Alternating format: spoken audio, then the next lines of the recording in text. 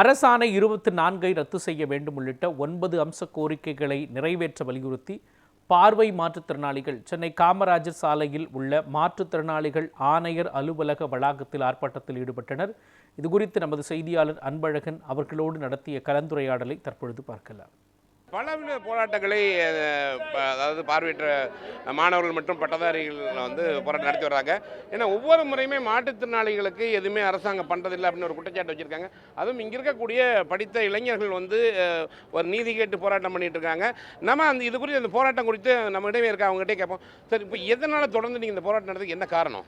Sir, தொடர்ந்து அதாவது எந்த அரசுமே சரி பார்வையற்றோரை மட்டுமே புறக்கணிக்கக்கூடிய சூழல் தொடர்ந்து நிலவிட்டிருக்கிறது ஒரு மிகுந்த வருத்தத்தையும் ஏமாற்றத்தையும் கொடுக்குது.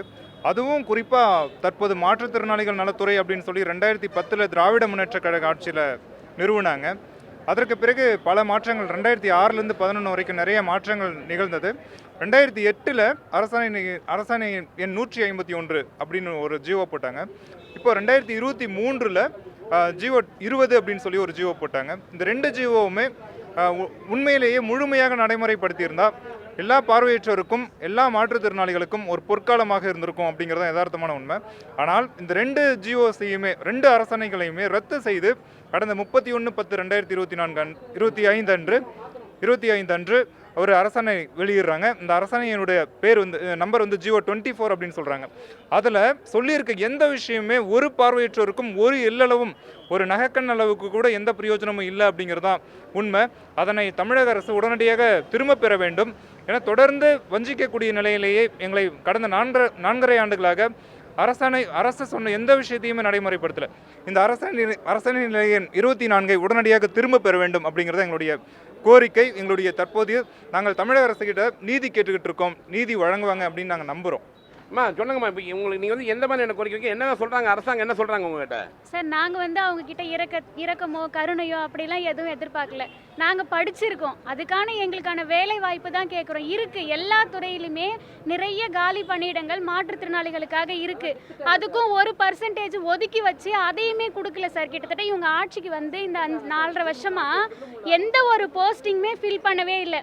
உண்மையிலே நாங்கள் ஏன் ஓட்டு போட்டோம் அப்படின்னு நினைக்கிற அளவுக்கு இருக்குது. அதே மாதிரி அந்த கடந்த 12-13 நாள் நாங்கள் உண்ணாவிரத போராட்டம் பண்ணோம். ஒருத்தர் கூட எட்டி பார்க்கவே இல்லை. பேசுனதும் வேஸ்ட்டு. சும்மா ஏதோ கூப்பிட்டு கடமைக்கு பேசி தற்காலிகமாக நிறுத்தி தான் வச்சோமே தவிர நாங்கள் இன்னும் முடிவுக்கு கொண்டு வரல. இப்போ நாங்கள் எங்களுக்கு என்ன பண்ணுறதுனே தெரியல. ஆனால் எல்லாம் படிச்சிருக்கோம். அவங்க எங்களுக்கு எந்த கருணை அடிப்படையிலையோ இரக்கத்தின் அடிப்படையிலையோ எங்களுக்கு எதுவுமே தர வேண்டாம். நாங்கள் படிச்சிருக்கோம், உழைச்சிருக்கோம். எக்ஸாம் வைக்கிறாங்க, அதுலேயும் பாஸ் பண்ணுறோம். இல்லை இன்டர்வியூ எதை வேணால் வைங்க, ஆனால் எங்களுக்கு வேலை வேணும். எங்களுக்குன்னு இருக்கக்கூடிய பணி வாய்ப்பை எங்களை வச்சு ஃபில் பண்ணணும். மற்ற டிசபிலிட்டியை போட்டு நாங்கள் டிசபிலிட்டி கோட்டாவை ஃபில் பண்ணிட்டோம், அதெல்லாம் எங்களுக்கு வேணாம். அவங்க கேட்கக்கூடியது நாங்கள் படிச்சிருக்கோம், எங்களுக்கு படிச்சிருக்கான வேலை கிடைக்கும். நாங்கள் இலவசம் எதுவும் கேட்கல. அவங்களோட முக்கியமான ஒரு கோரிக்கை என்னென்னா, நாங்கள் இலவசத்தை நம்பவில்லை, எங்களுக்கு இலவசம் எதுவும் இறக்கம் காட்ட வேண்டாம். எங்களுக்கு தேவை எங்களுடைய வேலை, எங்கள் படிப்புக்கு தகுந்த மாதிரியான பணியை வழங்கணும்னு தான் சொல்லியிருக்காங்க.